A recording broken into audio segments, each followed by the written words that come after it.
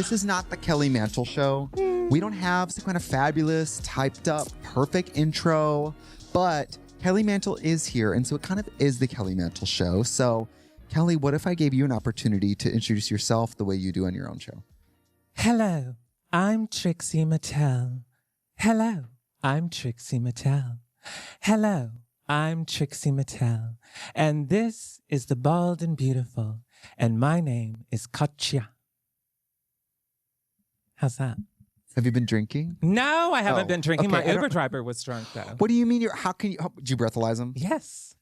Oh, no, you know what? Smell If it he on was, his breath. I know Kelly's And in he the was back slurring. seat. For once, I wasn't the drunk one. How in the can you Uber. tell? Huh? How drunk? Like He was visibly so drunk. I was talking to him and he was slurring all of his words. He was taking wrong turns.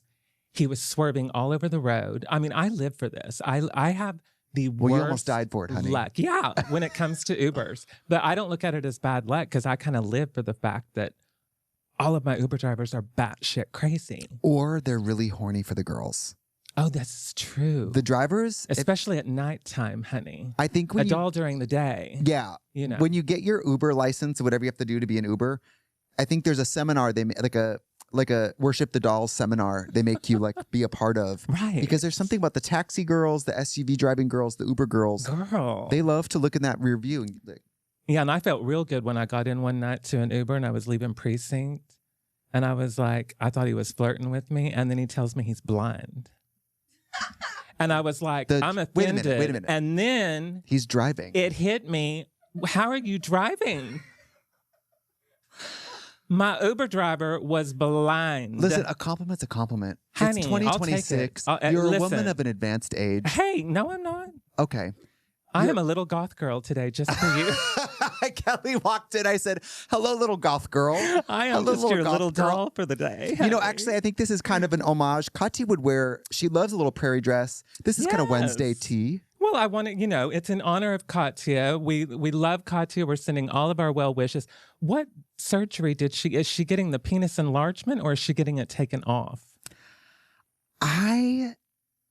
She hasn't told everybody what she's getting. Oh, okay. And I don't want to like blow up her spot, but it is full body lipo. Shut up. And yeah, so when you started doing the Kelly Mantle show, which has gotten all this breakaway success now, we are going to talk about that because I don't know how you've accidentally become the epicenter of drag drama on your channel. Girl, how? What is it about you that these girls come on there and say things, they act like there's no cameras. It's wild. They start telling you things about other drag queens. Girl. I see these clips on TikTok from your show where I'm like, the girls come on Kelly Mantle like it's like they're being given the firing squad tomorrow. Isn't it the truth? It's their tell-all. And I am always caught off guard. I have never... Because you're not even fishing for it. I don't fish for it. I never expect it. I think of it as a comedy podcast.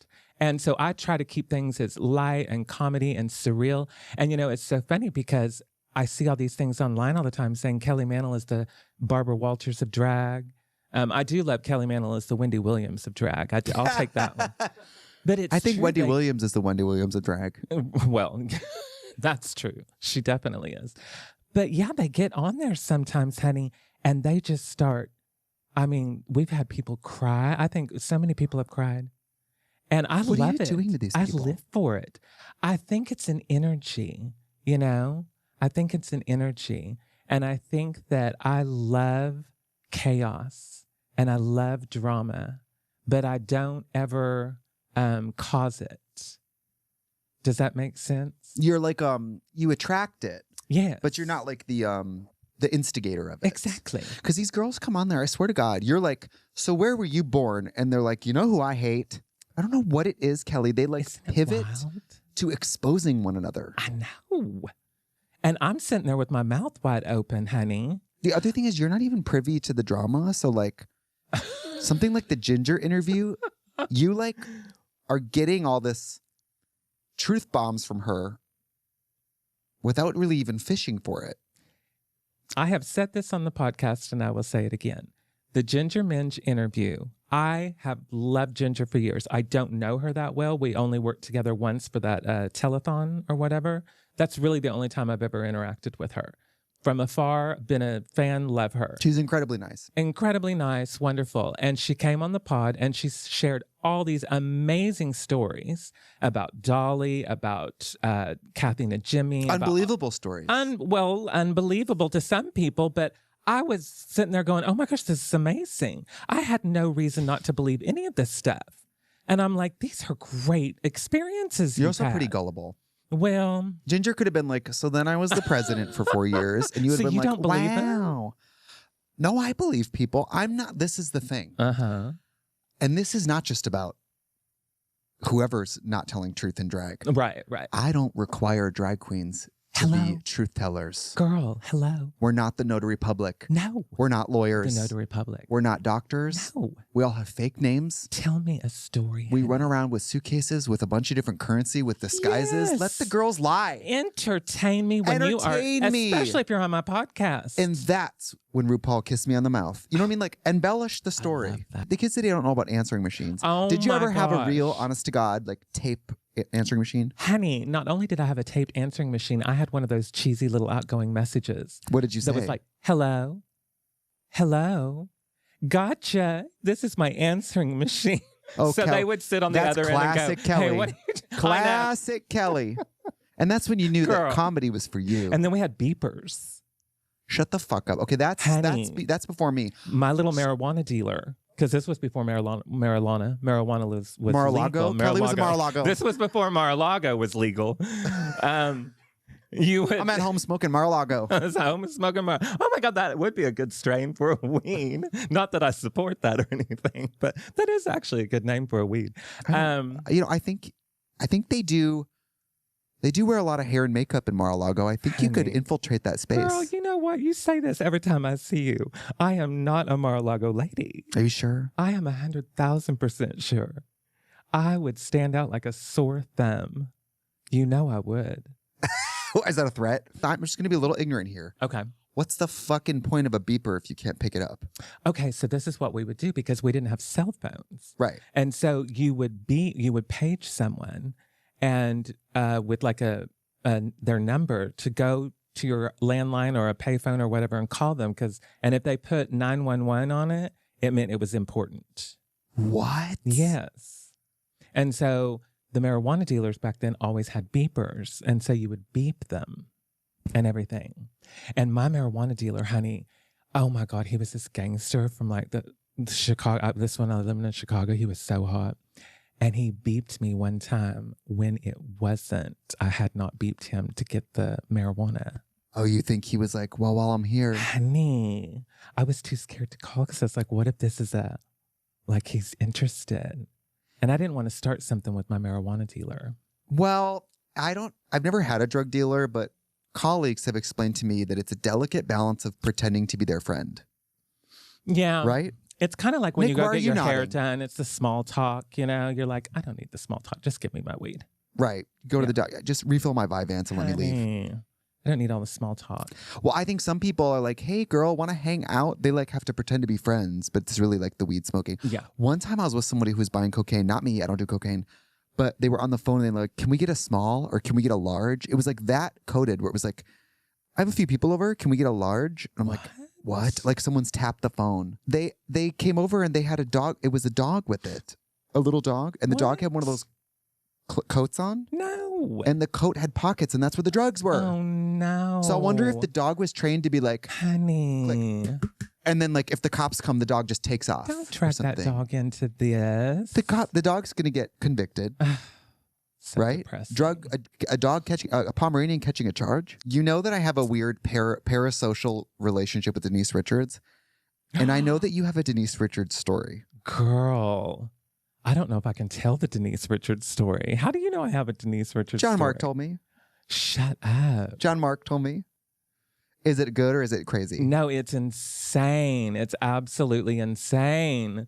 But okay, I won't mention any names, but I have a friend. We already said Denise Richards. Well, no, I'm talking about my friend. Oh, okay. That the story's about. Okay, my friend. We won't mention any names. My friend. Okay, how do I say this? My friend came over to my house one day.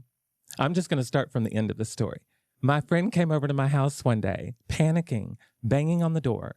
I opened the door and I was like, what is wrong with you? And she said, do you have a wig? And do you have an overcoat? And do you have sunglasses? Give me your cell phone now. And she goes and puts our cell phones on the stove in a skillet and puts a lid on them. What? And I'm like, first of all, I didn't even know I owned a skillet with a lid. Because I don't do anything like that. Why are you not reacting? If someone put my cell phone in a skillet, I would intervene. I was like, what is wrong with you? What are you doing? And she said, people can't track our phones this way. And I'm like, what is going on? And she said, just give me the disguise. Don't ask any questions. I gotta go. What? The only thing she would tell me is that Denise Richards was after her. Okay, this is sounding like a drug thing. No, it wasn't. It's because my friend doesn't do drugs other than I follow this girl weed. on Instagram who thinks that Sandra Bullock is trying to kill her. No. And I don't think she's... Sandra Bullock just doesn't give those vibes. There is this... No, it's not a drug thing. She was being for real, for real. But come to find out, Denise had been stalking her for years because of this mutual man that they both knew. And so she had to go downtown in a disguise to drop off something, but thought that Denise Richards was following her. I just feel like unless you're in a movie, a disguise is never the move.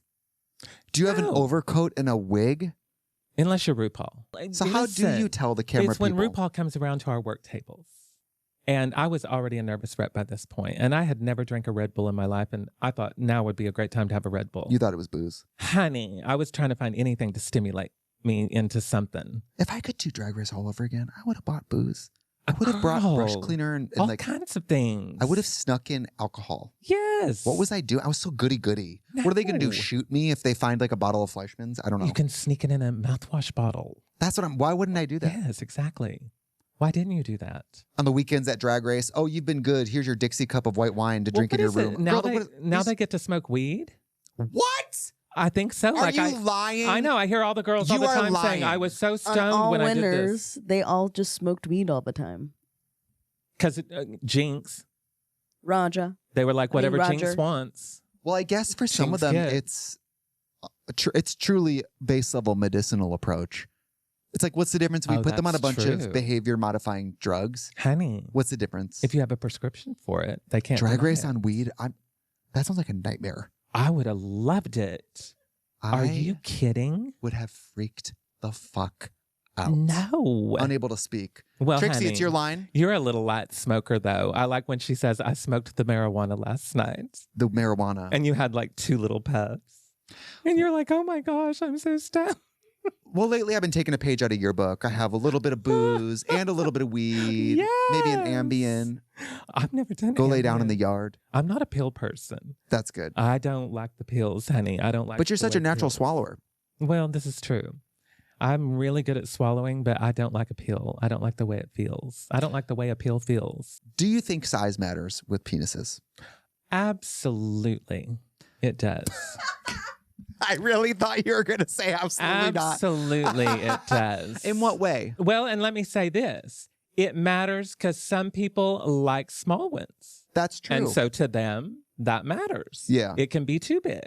And then there's girls like me where I'm like, oh, you can't get too big. Right. You want a fire hydrant. Honey. Traffic cones. I want to know what's going on. Right. You know. I thought you were going to say some kind of crazy progressive, like, absolutely not. All dick is valid. Oh, I thought you were going to. Honey, not for me. It is for some people, and that's good for you. That's how I am with short kings. I'm like, that's not my kingdom. Honey. Happy for you. Right. We all have our preferences. I will get down on my knees and give you a hug, and then it's over. Oh, honey. What do you think? What do you think short men want ultimately? I think they want to be seen. Yeah. Of course. But I've noticed a lot of tall guys love short guys, and it's like a vice versa. Really? Yes. Have you ever met like tall guys who are like, I love short guys? And it always makes me laugh because I'm like, girl, you're 6'4". Well, now, you know, everyone's short to you. What I love to see is I love to see a tall woman with a short man. Absolutely. Nicole Kidman, honey. Next to Tom Cruise or next to that lesbian she was married to. Yeah. What's her name? Keith Urban? Yes. Honey, she's like towering above them, honey.